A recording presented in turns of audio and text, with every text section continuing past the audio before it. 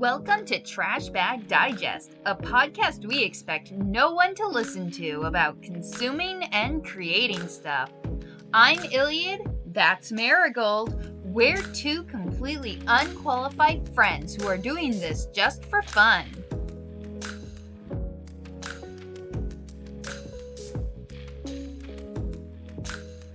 So, okay, here's something topical that I think works. I have started to watch Trigun.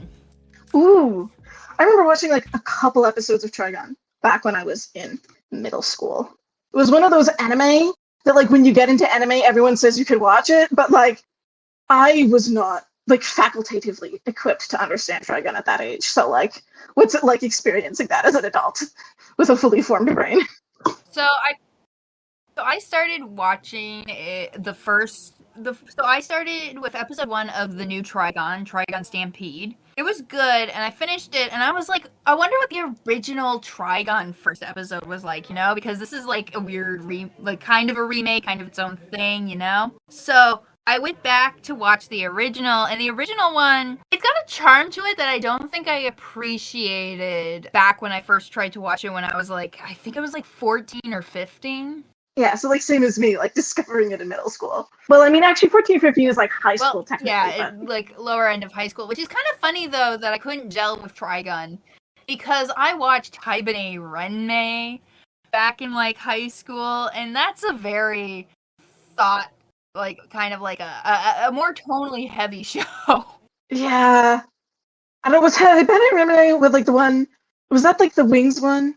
Yeah, that was like the one where they had fairy wings that as the show went on, it was one of the girls started getting tainted wings, and it was revealed another girl had black wings, and there was a lot of crow imagery going on. I think that was like one of those shows that again got into anime in middle school, looking for like Googling like cool anime to watch. I was not prepared for that show. I just remember nothing happening, and then I got bored. I think I watched it when I was like 15, 16, so you know, I was prime age for that artsy drama, because it was also the same time I tried to watch Serial Experiment Lain, and I did finish it, but I watched it because I wanted to be smart. You know, because I was told that was the smart show, and I was a smart person, so I should watch Lain. But if you asked me what happened in Lain, I couldn't tell you. Like, any idea of a plot just kind of veers off course, and I don't know what happened in it.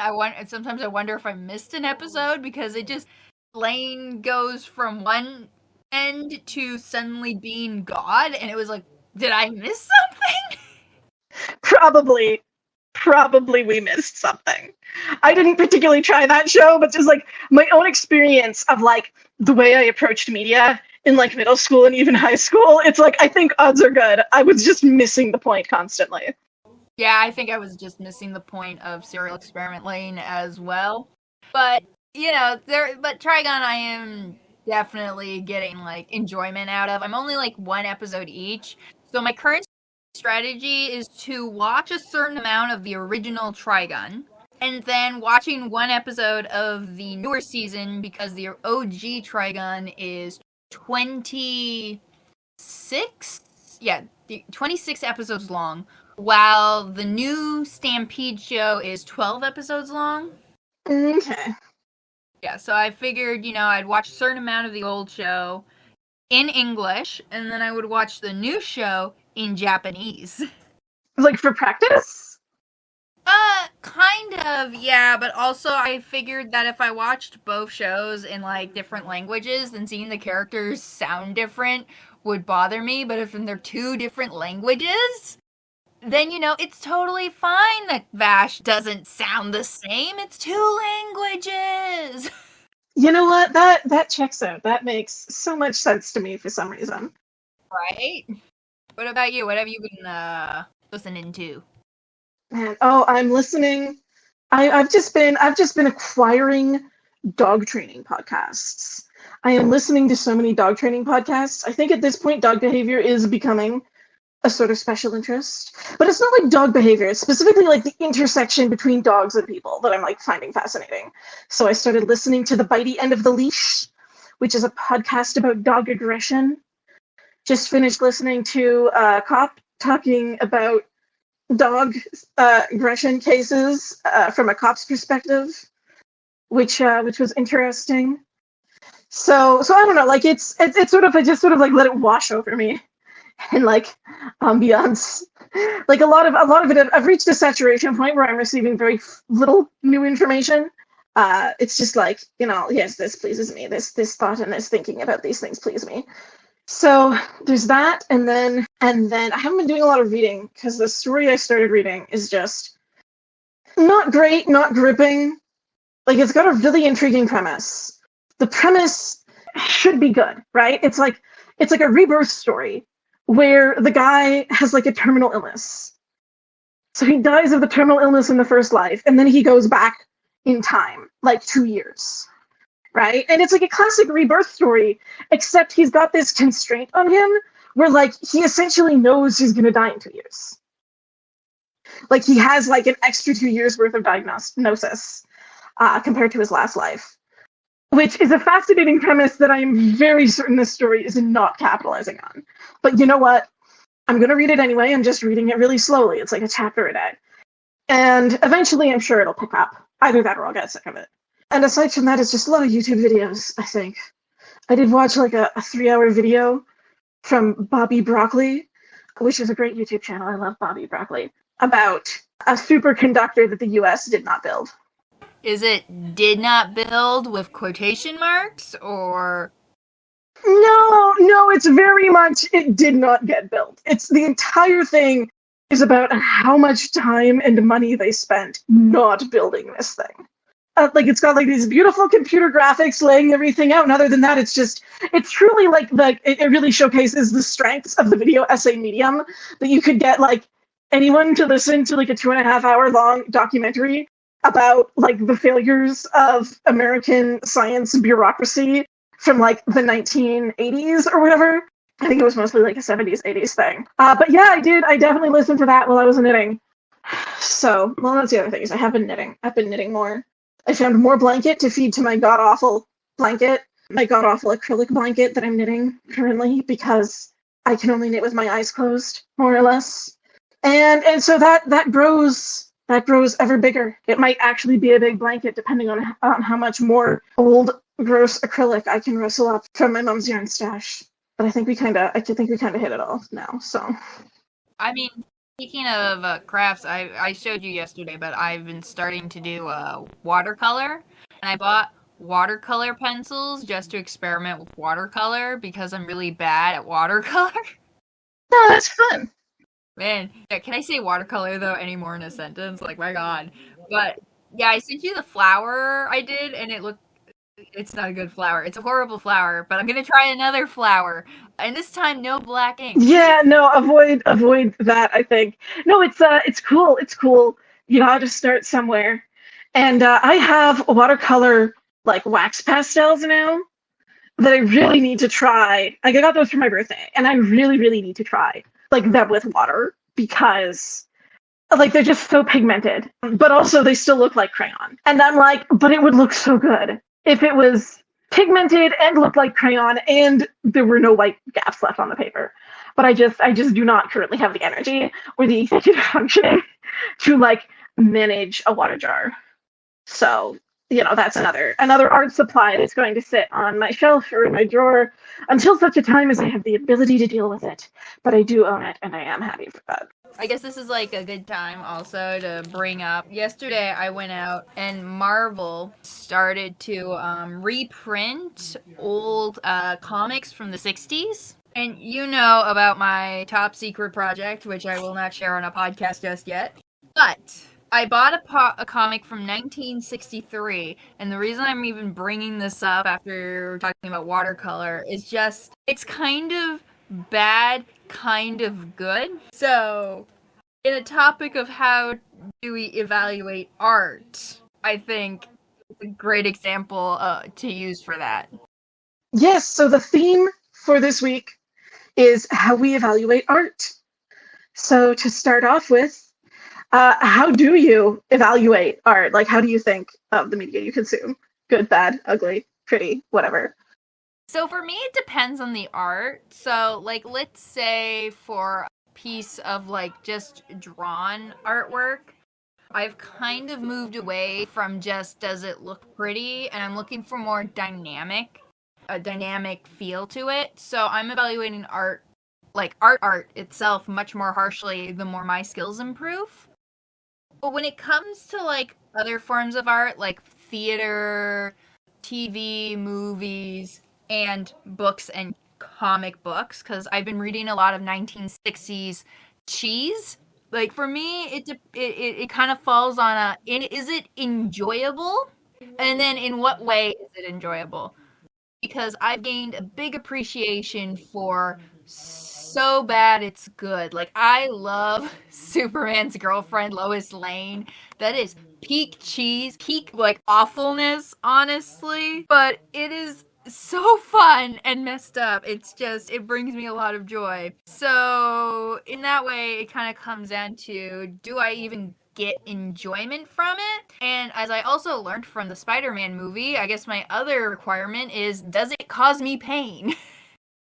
Oof, yeah, actually, this is a good moment for me because I when I started reading Dan May, and I was like, oh, this is like a new thing. I'm in like strange waters here. I came up with my own ranking scale for like I use it for Dan May, but technically I apply it basically to everything at this point. And it's like a 5-point scale. And I call it my Tash scale because it is not about the objective qualities of the piece of art. It's not about like, oh, did this have good narration? Did this have good punctuation? Like, was this well paced? None of that, right? In order to get like a 0 on the scale, it's like unreadable, right? Like the bottom of the scale is not, oh, this isn't very good. It's literally unreadable.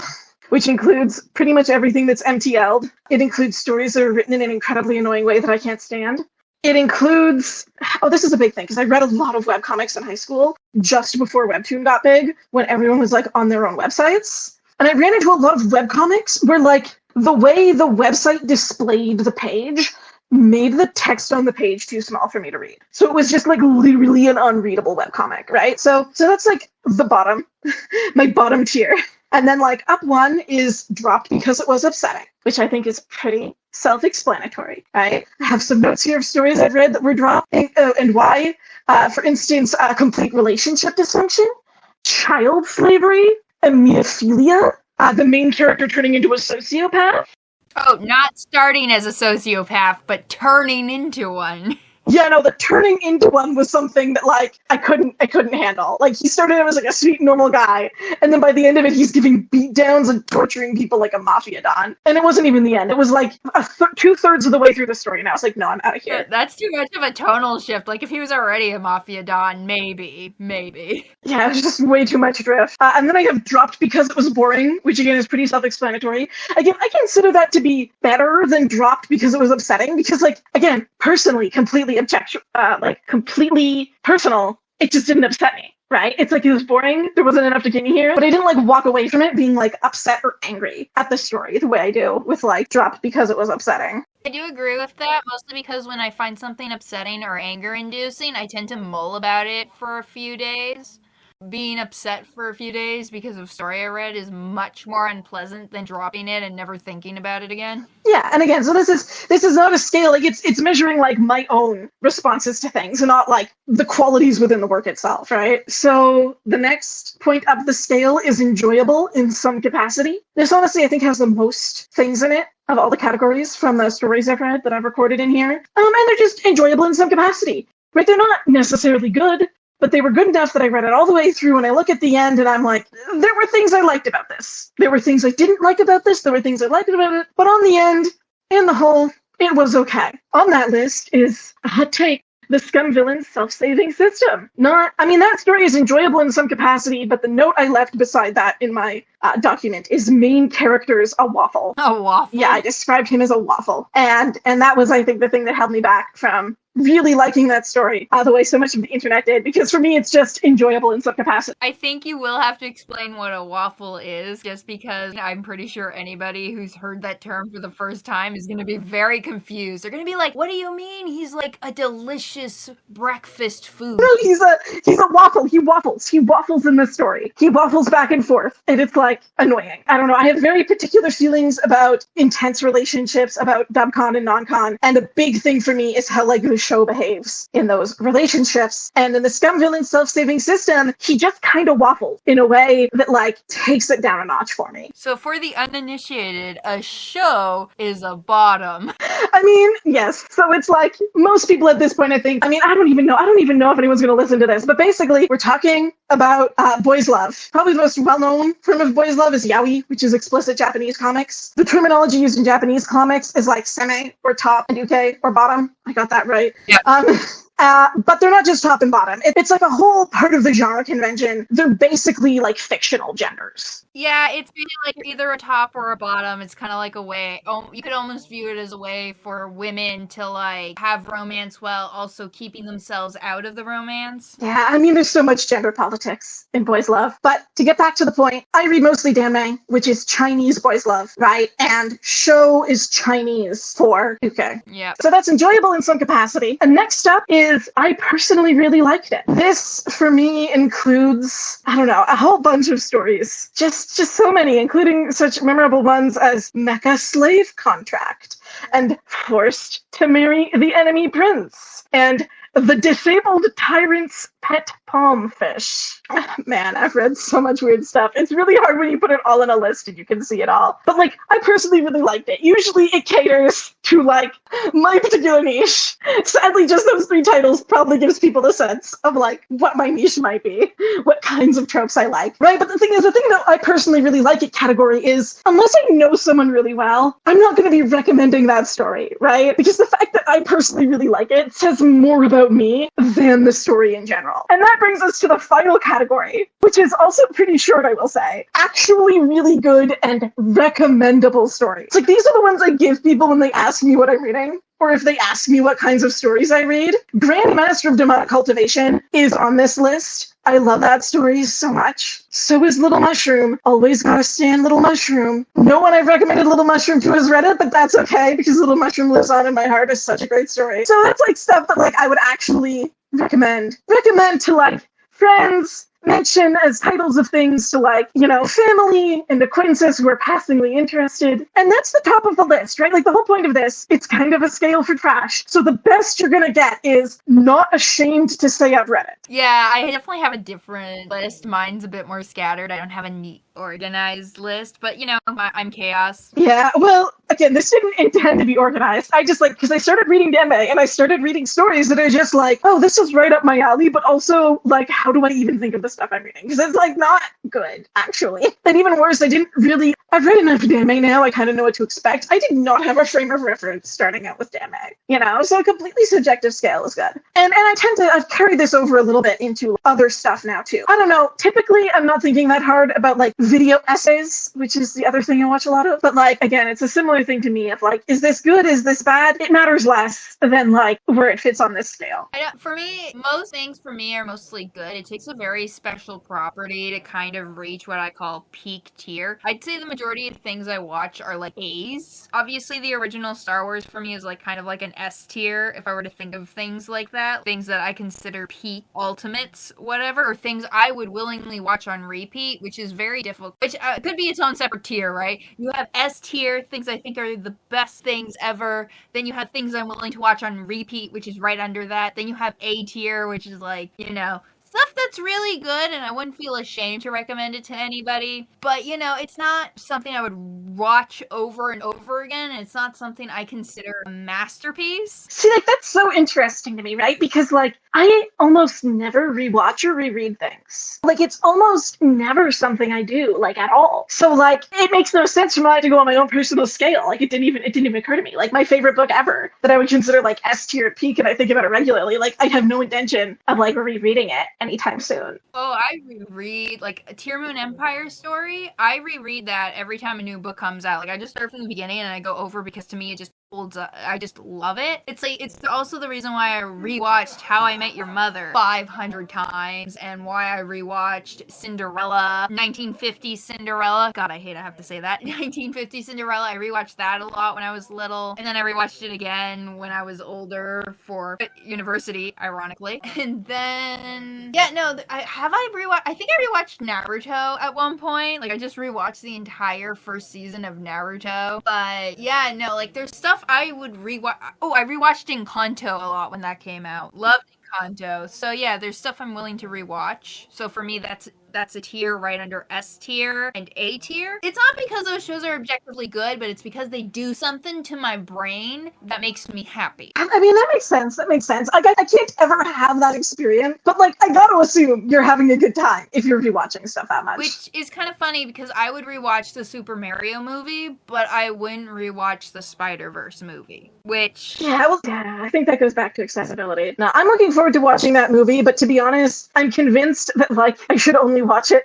after I'm done my vision therapy, because it turns out I'm bad at looking at things, and I don't think that movie is very accommodating of people who are bad at looking at things. It really wasn't. I'm okay at looking at things, and I was not prepared for, like, I was having problems looking at that movie at certain points. Like, that is how difficult it was. Again, like, I thought I was supposed to have 3D glasses at some points, and my brain was going, ah! So it was like, it got better once we got out of the abstract world. You know, that's a controversial opinion, probably worthy of a YouTube video. I mean, to be honest, it's tough, right? Because, like, part of the reason why I read so much Danmac is because, for some reason, it's accessible to me in a way that trad pub Anglophone works just aren't. And the fact of the matter is that there's lots of, like, objectively really good stories I will never read, or even if I tried to read them, would never enjoy them, because they would not be good for my mental health. So I can kind of relate to it in that, like, sure, it's, like, fine or whatever, when there's a whole world of stuff out there that is objectively great, but it doesn't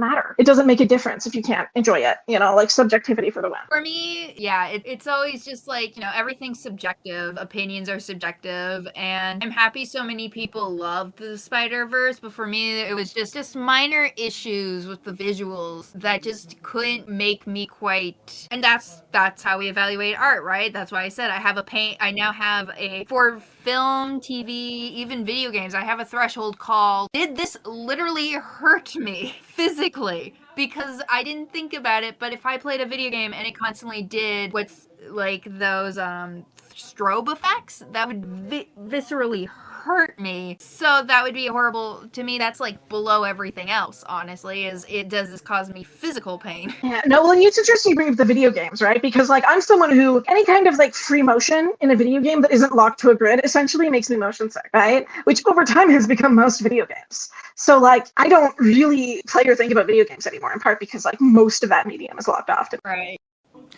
So, I think personally, I feel the most confident as a creator when I don't do things for serious art.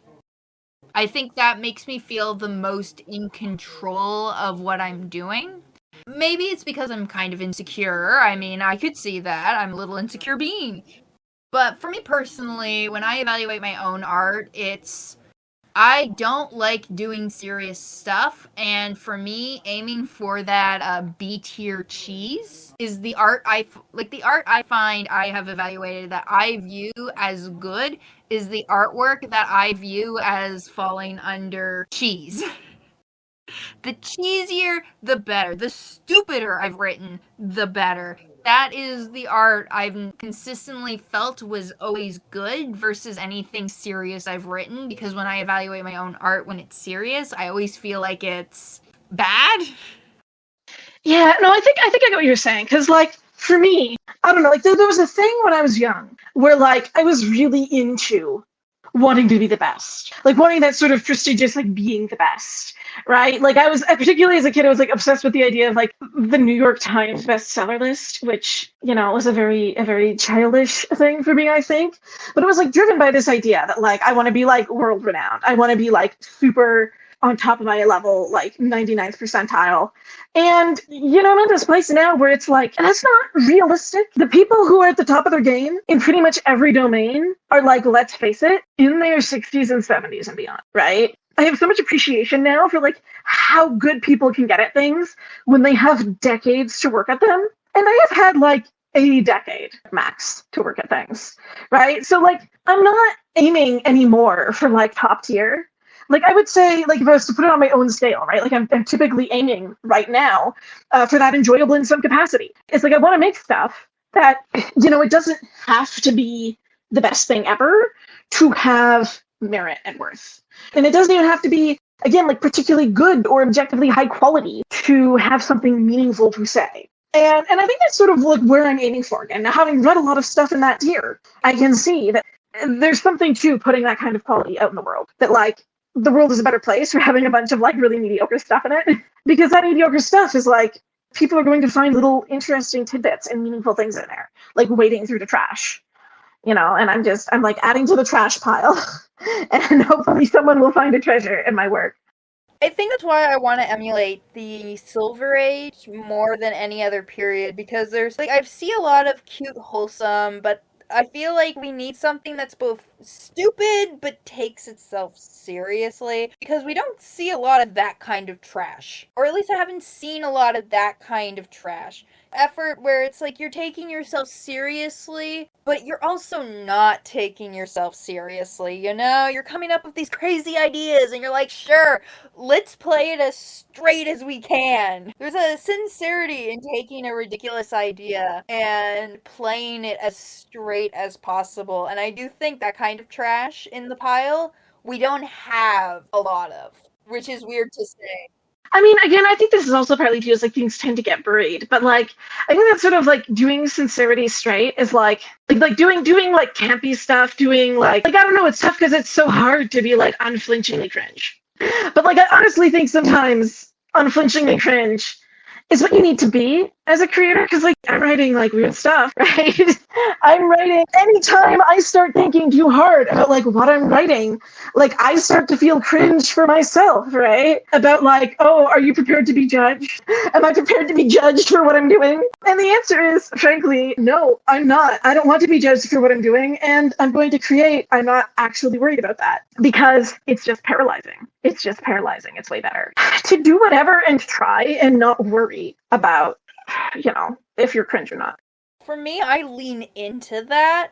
Like, if I think an idea is cringe, sometimes I just want to double down on the idea that I know is cringy, just because I know it's cringy, and I want people to, like, cringe with me. To me, when it's cringe, and I know it's cringe, I feel like I'm in on my own joke. Yeah, but didn't you insist on pronouncing it meme for, like, years? In like middle school or something? Isn't that exactly what you're talking about here, where like you just doubled down on the wrong answer for years? Meme! I mean, come on, meme is way funner to say than meme. I mean, it is. It is funner to say, and it is an excellent example of, I think, what you mean when you say, like, doubling down on the cringe. You gotta double down on the cringe, because if you don't, in my mind, if you're in control of what you know is cringy, then you can kind of control what people cringe at. If I say meme instead of, like, meme, people are gonna cringe at my mispronunciation of meme, but then I can control that, right? Like, oh, you're judging me? Well, I say meme, of course you do, you know?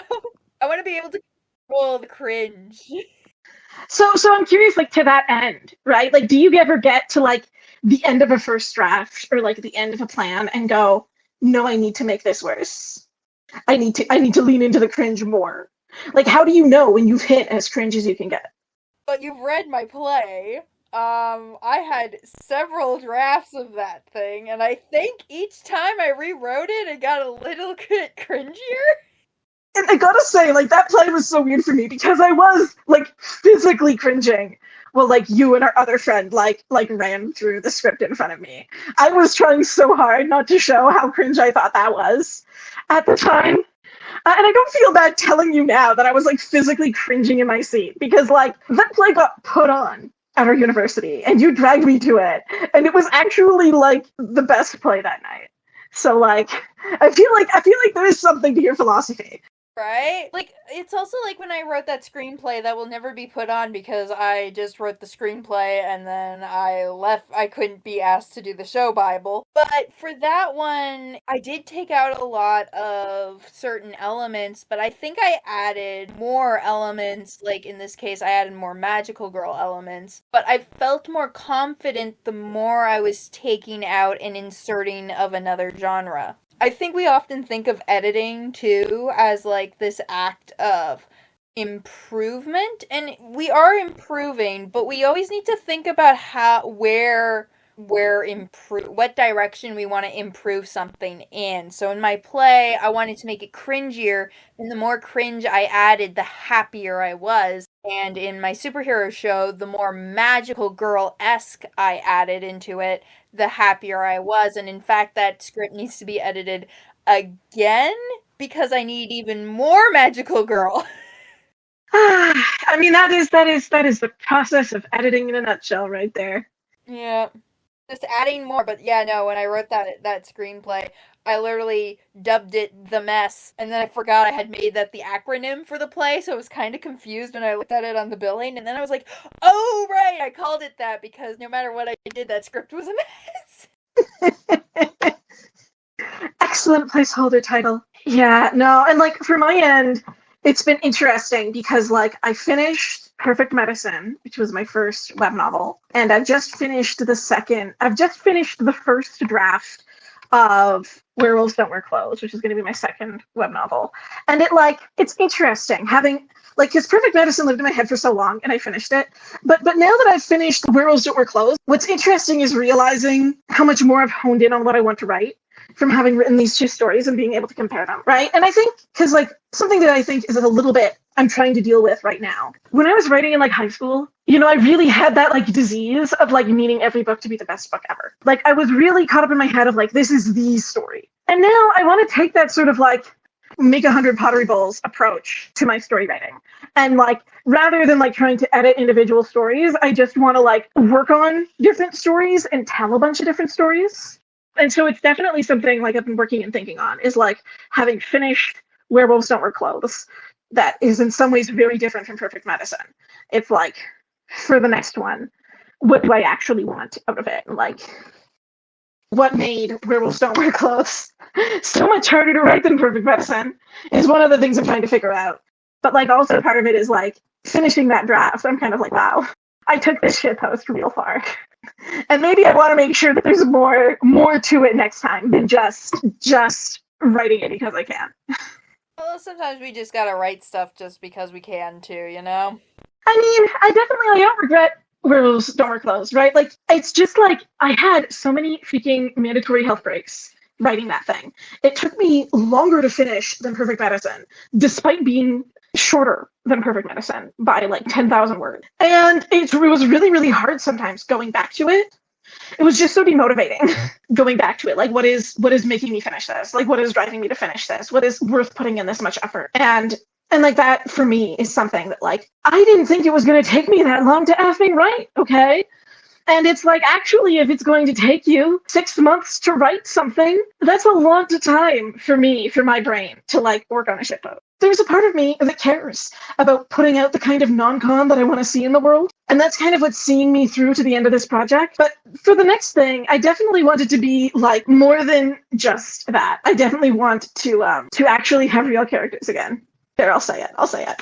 Werewolves Don't Wear Clothes has kind of, they're characters. They are characters, but compared to the main characters from Perfect Medicine, there is a lot less to them. They are more 80% I needed to fit the pre-existing fairy tale it's based off of. So I'm definitely fixing that for next time. Yeah, it's kind of like when you write a one-shot, really, those kind of one-dimensional characters. Yeah, if Werewolves Don't Wear Clothes had been a one-shot, zero regrets, right? I would have been happy about it, right? But because Werewolves Don't Wear Clothes ended up clocking in at 30,000 words, it's just that was a long time to spend on perverting werewolf lore. That was a long time to spend on perverting werewolf lore.